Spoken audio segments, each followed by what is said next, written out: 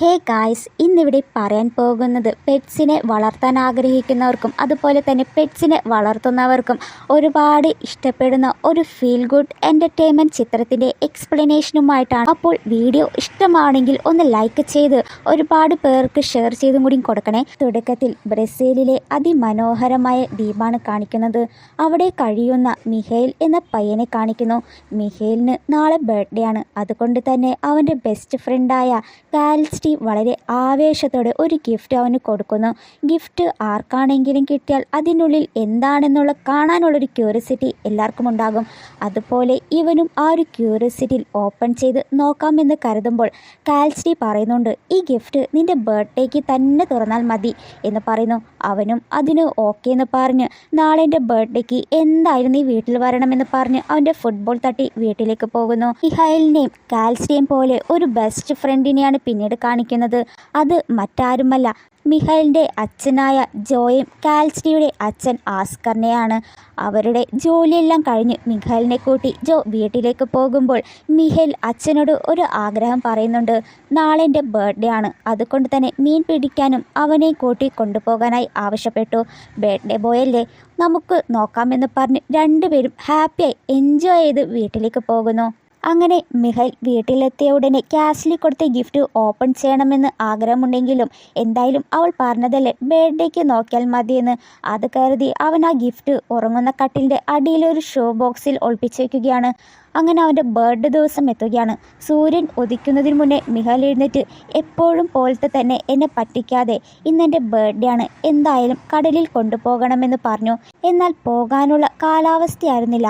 നല്ല മഴ പെയ്യാനുള്ള ചാൻസ് ഉണ്ട്. എന്നാൽ അവൻ്റെ ഒരേ ഒരു ആഗ്രഹമല്ലേ എന്ന് കരുതി മീൻ പിടിക്കാനൊന്നും പോകില്ല, ഒരു കറക്കം കറങ്ങിയിട്ട് വരാമെന്ന് പറഞ്ഞ് രണ്ടുപേരും അവരുടെ ബോട്ടിലേക്ക് കയറി പോവുകയാണ്. അങ്ങനെ കുറച്ച് ദൂരം പോയതും കടൽ വെള്ളം ആഞ്ഞടിക്കാൻ തുടങ്ങി. പേടിച്ച ജോ ബോട്ട് കരയിലേക്ക് തിരിക്കാൻ കൊണ്ടുവരുമ്പോൾ വഴിയിൽ വെച്ച് മിഹൈലിൻ്റെ നിർഭാഗ്യമെന്ന് പറയട്ടെ, കൊടുങ്കാറ്റിൽ അവരുടെ ബോട്ട് അങ്ങ് മറിഞ്ഞു വീഴുന്നു. ആ കടലാക്രമണത്തിൽ ജോയെ രക്ഷപ്പെട്ടെങ്കിലും മകനായ മിഹൈലിനെ രക്ഷപ്പെടുത്താൻ കഴിഞ്ഞില്ല.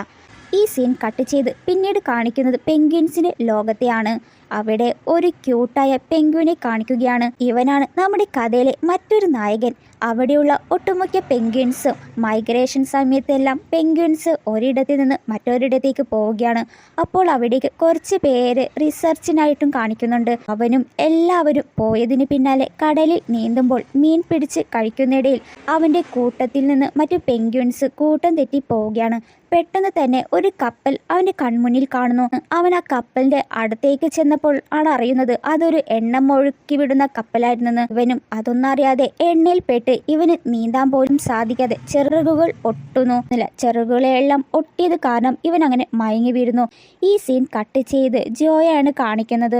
അങ്ങനെ 30 വർഷം കടന്നുപോയി.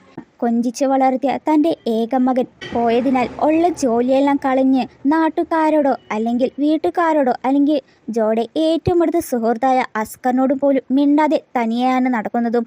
ജോ തൻ്റെ കയ്യപ്പത്തം കാരണമാണ് എൻ്റെ മകൻ പോയത് എന്നുള്ള മനദുഃഖം ജോയെ എപ്പോഴും വേട്ടയാടിയിരുന്നു. ജോ തനിയെ ബോട്ടെല്ലാം വൃത്തിയാക്കുന്നിടയിൽ ജോയുടെ കൺമുന്നിൽ നീന്താൻ പോലും പറ്റാതെ കഷ്ടപ്പെടുന്ന ഒരു പെൻഗ്വിനെ ജോ കാണുന്നു.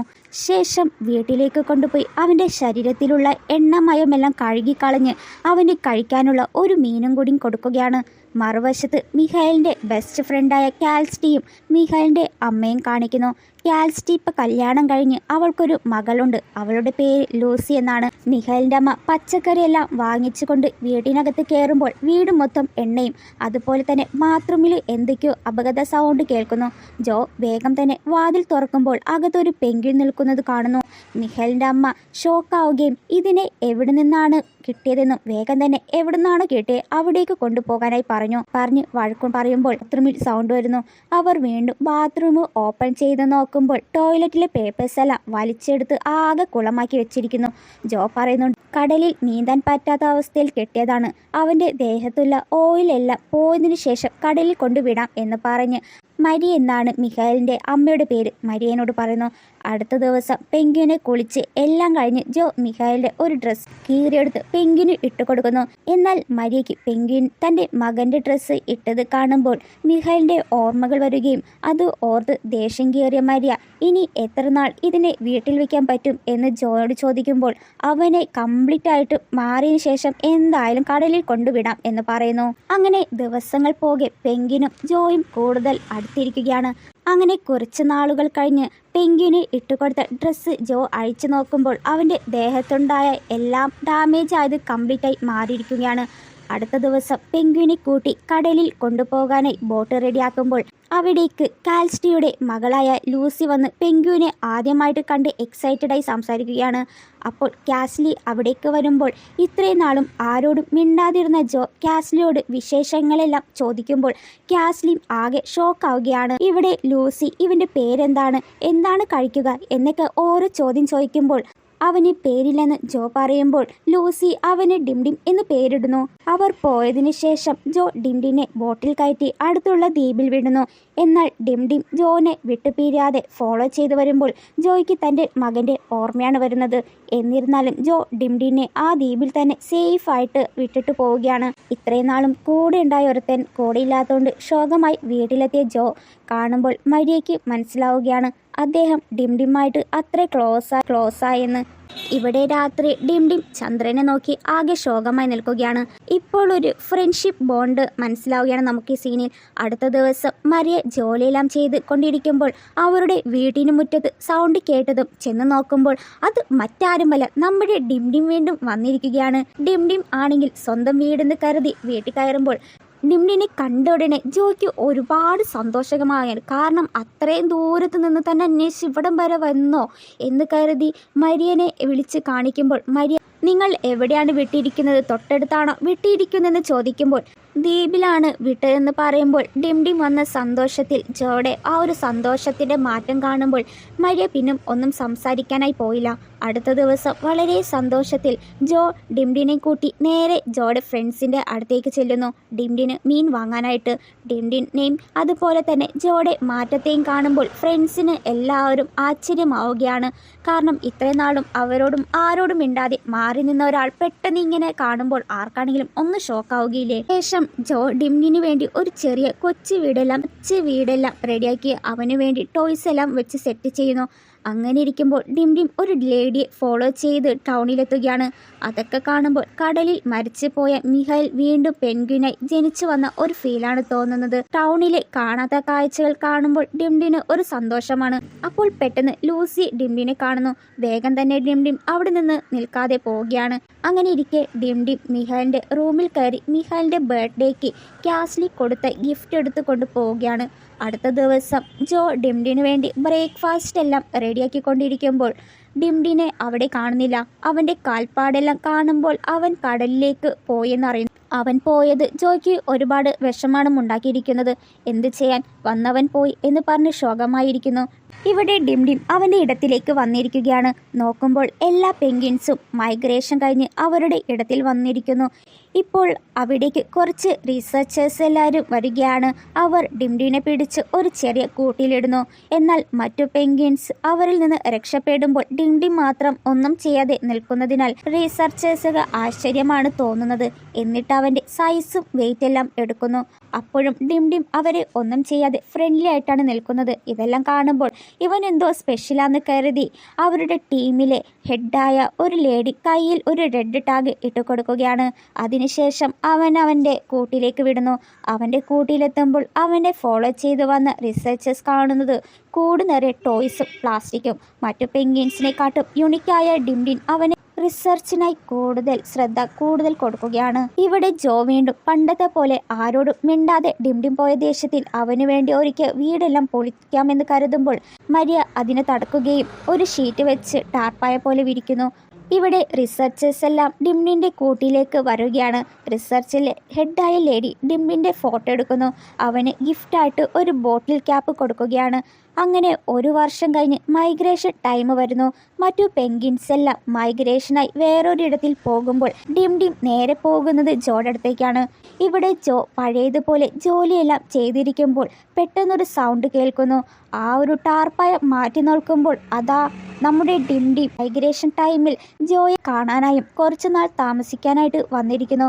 അവനെ കാണുമ്പോൾ ജോയ്ക്ക് ഒരുപാട് ഹാപ്പി ആവുകയാണ്.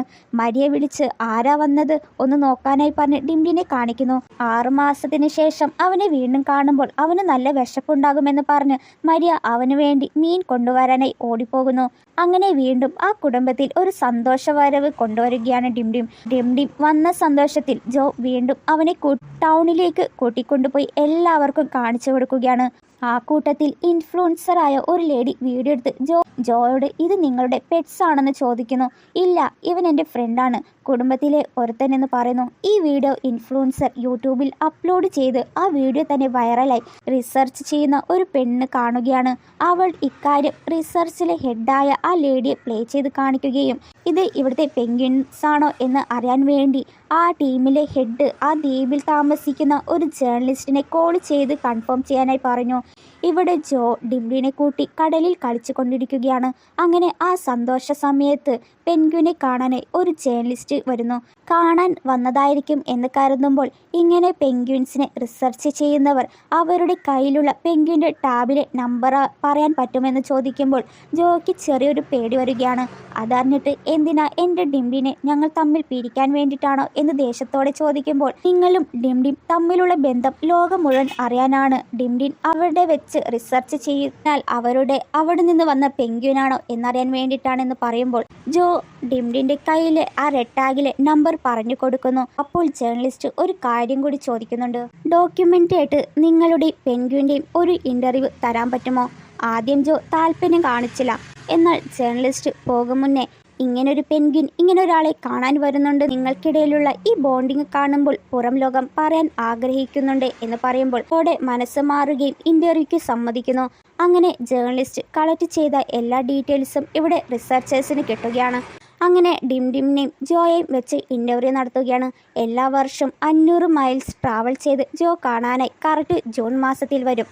അതിനുശേഷം ഡിസംബർ മാസത്തിൽ അവൻ അവൻ്റെ ഇടത്തിലേക്ക് തിരിച്ചു പോകുമെന്ന് പറയുന്നു. ഈ ഇൻ്റർവ്യൂ സോഷ്യൽ മീഡിയയിൽ വൈറലാവുകയും എന്നാൽ ഇവിടെ റിസർച്ചേഴ്സിനായി സ്പോൺസർ ചെയ്ത കമ്പനീസ് ചെയ്യാൻ വേണ്ടി വേഗം തന്നെ ഡിംഡിനെ ലാബിലേക്ക് കൊണ്ടുവരാനായി അവർക്കൊരു ഇൻഫോർമേഷൻ കിട്ടുകയാണ്. ഡിംഡിനെ കൊണ്ടുവന്നാൽ അവർക്ക് സ്പോൺസേഴ്സിനെ ഒരുപാട് കിട്ടും. ഇത് തന്നെ എങ്ങനെയെങ്കിലും ഡിംഡിനെ കൊണ്ടുവരാനായി പറഞ്ഞു. എന്നാൽ ഈ വിഷയം ഹെഡിന് ഒട്ടും തന്നെ ഇഷ്ടപ്പെട്ടില്ല. കാരണം അവരവരുടെ ഫ്രീഡമായിട്ടാണ് വർക്ക് ചെയ്യുന്നത്. അവർക്ക് കൊണ്ടുകൊടുത്താൽ ഡിംഡിന് തന്നെയായിരിക്കും ആപത്ത്. വർഷത്തിൽ അവൻ മറക്കാതെ ജോനെ കാണാൻ പോകുന്ന അവസരം എന്താകും? അവൻ വരുന്ന പ്രതീക്ഷയിൽ ആ ഗ്രാമം മുഴുവൻ കാത്തിരിക്കും. അത് എന്താകും എന്ന് പറഞ്ഞ് അവർ ചിന്തിക്കുന്നു. ഇവിടെ ഡിംഡിന് പോകേണ്ട നേരം വന്നു. ജോയും അവന് യാത്ര അയക്കുകയാണ്. അടുത്ത വർഷം വരുമെന്ന പ്രതീക്ഷയിലും വിശ്വാസത്തിലും ജോ അവനെ യാത്ര അയക്കുകയാണ്. ഇവിടെ അവൻ്റെ ഇടത്തിൽ വരുമ്പോൾ ഈ റിസർച്ചേഴ്സ് എല്ലാം അവനെ നോട്ട് ചെയ്യുന്നു. അപ്പോൾ ഹെഡും മറ്റുള്ളവരും ഇവനെ മാത്രം എടുത്ത് കമ്പനിയിൽ കൊടുത്താൽ നമുക്ക് സ്പോൺസർ ക്യാഷും അങ്ങനെ ഒരുപാട് സാധനം കിട്ടും. അത് വെച്ച് പുതിയ എക്യുപ്മെൻറ്റ്സ് വാങ്ങാം. അത് വെച്ച് മറ്റുള്ള പെൻഗ്വിൻസിനെയും നോക്കാൻ കഴിയും. എന്നാൽ ഒരു കാര്യം ഓർക്കുമ്പോഴാണ് വിഷമം. അവർക്കിടയിലുള്ള ബോണ്ടിങ് നഷ്ടമാകാതിരിക്കാൻ എനിക്ക് മനസ്സ് വരുന്നില്ല എന്ന് ഹെഡ് പറയുന്നു. അവൻ എന്തായാലും തിരിച്ചു വരും എന്ന പ്രതീക്ഷയിലാണ് അയാളും കാത്തിരിക്കുന്നത് എന്ന് ജോയുടെ സൈഡിൽ നിന്ന് ഹെഡ് ചിന്തിക്കുന്നു. അങ്ങനെ ഒരു വർഷം കഴിഞ്ഞ് മൈഗ്രേഷൻ ടൈം വന്നിരിക്കുകയാണ്. ഡിംഡിം കടലിലേക്ക് ഇറങ്ങുന്നതിന് മുന്നേ വേറെ വഴിയില്ലാത്തതുകൊണ്ട് തന്നെ ആ ടീം ഡിംഡിനെ പിടിച്ച് ഒരു കൂട്ടിലാക്കുന്നു. യൂണിവേഴ്സിറ്റി ലാബിലേക്ക് കൊണ്ടുപോകാനായി മനസ്സ് കല്ലാക്കിയിട്ടാണ് അവനെ കൊണ്ടുപോകുന്നത്. ഇവിടെ ഇതൊന്നും അറിയാതെ നാട്ടുകാരും ജേർണലിസ്റ്റും ഡിംഡിം ജോനെ കാണാനായി വരുന്ന ആ ഒരു സന്ദർഭം ക്യാപ്ചർ ചെയ്യാനായിട്ട് കാത്തിരിക്കുകയാണ്. ജോ ഡിംഡിന് ഉണ്ടാക്കിയ കൂടെല്ലാം ക്യാമറയിൽ കാണിക്കുമ്പോൾ മിഹായലിന് ക്യാസിൽ കൊടുത്ത ഗിഫ്റ്റ് ആ കൂട്ടിൽ നിന്ന് ജോയ്ക്ക് കിട്ടുന്നു. ഇവിടെ ഡിംഡിനെയാണ് കാണിക്കുന്നത്. പോകും വഴി ടീമിൽ ഹെഡായ ആ ലേഡി ഇത് ചെയ്യുന്നത് ശരിയാണോ തെറ്റാണോ എന്ന് ചിന്തിക്കുമ്പോൾ ഡിംഡിം ആ കോഡ് അവൻ തന്നെയായിട്ട് തുറന്നു വരികയാണ്. ഇത് ടീമിലെ ഹെഡ് കാണുമ്പോൾ നീ പൊക്കോ, നീ നിന്റെ ഫ്രണ്ടിൻ്റെ അടുത്തേക്ക് പൊക്കോ എന്ന് പറഞ്ഞ് അവനെ തടയാതെ വിടുകയാണ്. അവനും പിന്നാലെ തിരിഞ്ഞു നോക്കാതെ പോകുന്നു. ഇവിടെ ജോയും നാട്ടുകാരും കൂടി കടൽക്കരയിൽ അവനു വേണ്ടി വെയിറ്റ് ചെയ്യുകയാണ്. എന്നാൽ എന്താണ് പ്രശ്നമെന്ന് വെച്ച് ഡിംഡിനെ കടൽക്കരയിലല്ല വിട്ടത്, കടലിന് ദൂരെയാണ്. എന്നിരുന്നാലും അവൻ നടന്ന് കടൽക്കരയിലേക്ക് എത്താൻ അധികം ദൂരമില്ല. പക്ഷെ വരുന്ന വഴി പാറ പോലുള്ള മലകളുടെ കാല് തെന്നി പയ്യെ ഉരുണ്ടു വീണ് ഒരു പാറയിലിടിക്കുന്നു. അവിടെ തന്നെ ഡിംഡിം മയങ്ങി വീഴുകയാണ്. ഇവിടെ സമയം പോകെ ഡിംഡിം വരാനുള്ള ചാൻസില്ലെന്ന് കരുതി എല്ലാവരും കുറേശ്ശായി അവരുടെ വീട്ടിലേക്ക് പോകുന്നു. ജേർണലിസ്റ്റ് വന്ന് അവൻ എന്താ വരാത്തത്, നാളെ വരുമോ എന്ന് ചോദിക്കുമ്പോൾ ഇനി അവൻ വരില്ലെന്ന് കരുതി ജോ എഴുന്നേറ്റ് ശോകമായിട്ട് പോവുകയാണ്. എന്നാൽ ഇവിടെ ഡിംഡിം അവൻ്റെ ആത്മവിശ്വാസം വിടാതെ മയക്കത്തിൽ എഴുന്നേറ്റ് ഇനി എങ്ങനെയെങ്കിലും കടലിൽ എത്തണമെന്ന് കരുതി നടന്ന് കടലിലേക്ക് ചാടുന്നു. കയ്യിൽ മുറിവ് പറ്റിയിട്ടുണ്ടെങ്കിലും അത് വെച്ച് നീന്താൻ ആരംഭിച്ചു.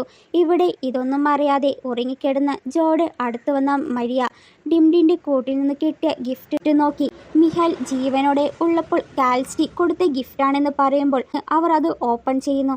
നോക്കുമ്പോൾ അത് മിഹാലിൻ്റെ പേരിലുള്ള ഒരു ബ്രേസ്ലെറ്റാണ്. കണ്ടവർ മിഹാലിനെ ഓർത്ത് കരയുന്നു. ഇവിടെ ഡിംഡിമിനെയാണ് കാണിക്കുന്നത്. അവനും അവനെ കൊണ്ട് പറ്റാവുന്നതുവരെ നീന്തുന്നു. എന്നാൽ ഒരു ഘട്ടത്തിൽ നീന്താൻ പറ്റാതെ മയങ്ങിപ്പോവുകയാണ്. ഇവിടെ ജോയെ കാണാൻ വരാത്ത ഡിംഡിമിനെ എന്തെങ്കിലും പറ്റുമെന്ന് കരുതിയ പള്ളിയിൽ പോയി പ്രാർത്ഥിക്കാൻ ചെല്ലുമ്പോൾ അവിടെ ലൂസിയെയും കാണുന്നു. അവരുടെ ആ നാട്ടിലെ എല്ലാവരും ഡിംഡിന് ഒന്നും തന്നെ സംഭവിക്കാതിരിക്കാൻ പ്രാർത്ഥിക്കാൻ വന്നിരിക്കുകയാണ്. ഇവിടെ ജോ ഞാനാണ് അവനെ കൊന്നത്, ഒന്നും കൂടി നോക്കിയായിരുന്നെങ്കിൽ അവന് കിട്ടിയായിരുന്നേനെ എന്ന് പറഞ്ഞ് കരയുമ്പോൾ നമ്മുടെ മകന് സംഭവിച്ചത് നിങ്ങളുടെ കുറ്റം കൊണ്ടല്ല, അതൊരു അപകടമായിരുന്നു. മിഹാൽ എന്നെയും കാട്ടും സ്നേഹിച്ചത് നിങ്ങളെയാണ്. നിങ്ങൾ ചെയ്തത് ഒരു തെറ്റുമില്ല, അതൊക്കെ വിധിയാണെന്ന് പറഞ്ഞ് രണ്ടുപേരും മിഹാലിനോർത്ത് കരയാൻ തുടങ്ങി. ജോ കടൽക്കരയിലേക്ക് പോയി 25 വർഷം മുന്നേ ഞാൻ ചെയ്ത തെറ്റ് വീണ്ടും ചെയ്യുന്നത് പോലെ ഉണ്ടെന്ന് പറഞ്ഞ് എൻ്റെ മകൻ ഉള്ളയിടത്തിൽ പോയപ്പോൾ ഞാൻ വീണ്ടും അവിടെ തന്നെ നോക്കണമായിരുന്നു. ഞാൻ വരാനായി പാടില്ല എന്ന് പറഞ്ഞ് അസ്കറിനോട് എൻ്റെ കൂടെ വരാനായി പറഞ്ഞു. അസ്കർ എന്ന് പേര് പറഞ്ഞതും നീ എന്ത് ചോദിച്ചാലും അസ്കറിന്റെ കണ്ണ് കലങ്ങുകയാണ്. കാരണം ഇത്രയും വർഷമായില്ലേ ജോ അസ്കറിനോട് ഒന്നും മിണ്ടിയിട്ട് ഇങ്ങനൊരാൾ അസ്കർ എന്ന് നീട്ടി വിളിക്കുമ്പോൾ നീ ചോദിച്ചാൽ ജീവൻ തന്നെ തരുമെന്ന് പറഞ്ഞ് മീൻപിടുത്തക്കാരുമായി ചേർന്ന് കടലിലേക്ക് പോകുന്നു. അന്ന് നടന്ന വിഷയം ഇനി ആവർത്തിച്ചുകൂടാ എന്ന് കരുതി ദൈവത്തോട് അവൻ എൻ്റെ കൺമുന്നിൽ കാട്ടിത്തരണമെന്ന് പറഞ്ഞ് പ്രാർത്ഥിച്ചു പോകുന്നു. രാത്രി മുഴുവൻ തേടുകയാണ്. എവിടെയും തേടി ഡിംഡിനെ കാണാൻ പറ്റിയില്ല. ഒരുപാട് ടൈം ആയതിനാൽ അവൻ്റെ ഇടത്തിൽ ഉണ്ടാകുമെന്ന് കരുതി കുറച്ച് പേര് പോയി. എന്നാൽ അസ്കർ ജോയുടെ കൂടെ നിന്ന് ഡിംഡിനെ തേടാൻ തുടങ്ങി. ഇപ്പോൾ പുലർച്ചെയായി. കടലിൽ തേടി ഇനി ഇതിൽ കൂടുതൽ അവനെ കാണാത്തോണ്ട് തന്നെ ബോട്ട് തിരിക്കുമ്പോൾ വെള്ളത്തിൽ എന്തോ പൊങ്ങിക്കിടക്കുന്നത് ജോ കാണുന്നു. അത് വേറെ ആരുമല്ല, നമ്മുടെ ഡിംഡിമാണ്. പെട്ടെന്ന് വെള്ളത്തിൽ ചാടി അവനെ രക്ഷപ്പെടുത്തുന്നു.